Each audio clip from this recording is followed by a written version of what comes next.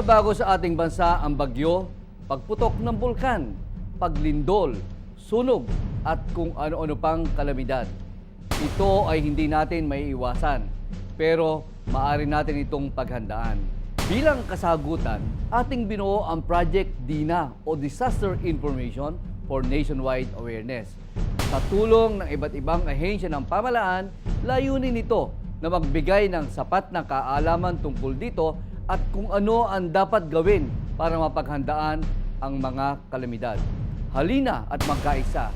Tandaan, kung bawat isa ay laging handa, tiyak ang kaligtasan ng ating pamilya at ng ating komunidad. Handa na ba kayo? Ang landslide o pagguho ng lupa ay maaari maganap anumang oras dahil sa pagulan at paglindol. Karaniwan itong nangyayari sa mga matataas at matatarik na lugar, lalo na kung ito'y mayroong malambot na lupa. Ito man ay mabilis na kaganapan at kadalas ay walang babala. May mga palatandaan naman sa ating kapaligiran na maaari nating obserbahan. Ilan sa mga senyales ng landslide ay pagkakaroon ng mga bitak sa lupa, pagtabingi ng mga puno, poste at bakod, biglaang pagbukal ng tubig sa lupa, pagkabutas ng mga linya ng tubig, pagkukulay putik ng ilog at mga bitak sa dingding, window frame, sahig at kalsada.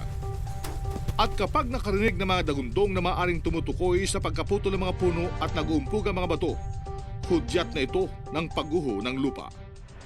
Upang maibsan ang mga panganib na hatid ng landslide,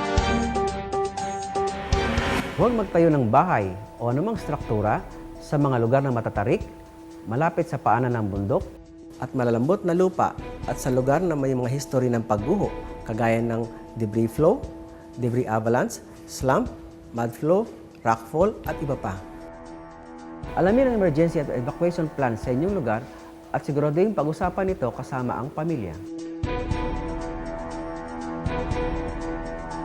Sa oras ng malakas na pag-ulan o bagyo, maging alerto upang maobserbahan ang inyong kapaligiran sa mga senyales ng landslide.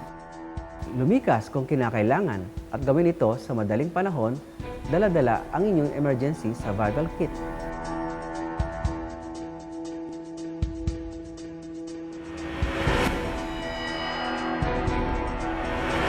Habang nagkakaroon ng pagguho ng lupa at ikay nasa loob ng gusali at hindi makalikas, manatili na lamang sa loob at magtago sa ilalim ng mesa o sa matitibay na parte ng kabahayan.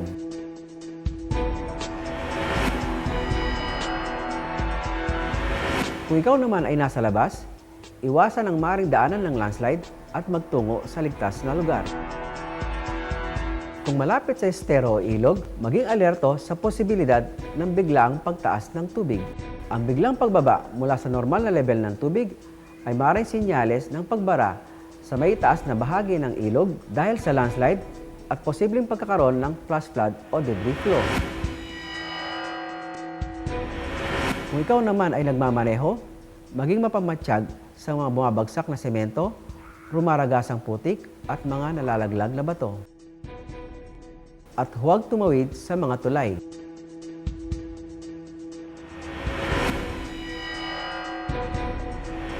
Lumayo sa lugar ng pagguho hanggat sabihin ng mga lokal na opisyal na ligtas nang bumalik. Pagbalik ng tahanan, suriin ang pundasyon ng inyong bahay, linya ng tubig, mga poste ng kuryente,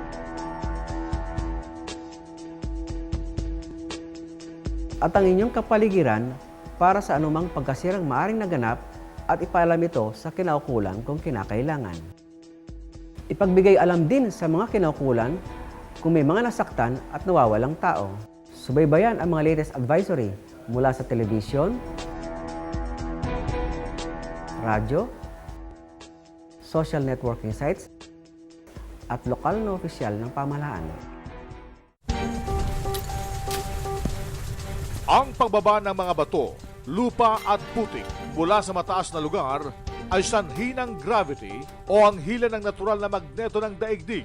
Maaari din itong rain-induced o yung dulot ng malakas na pagulan o kaya naman ay dahil sa mahina hanggang sa katamtamang pagulan na tumatagal ng hanggang 5 araw o higit pa. Ang landslide ay mapaminsala sa ating kabuhayan at ari-arian, kung kaya't ito'y nararapat lamang na pinaghahandaan.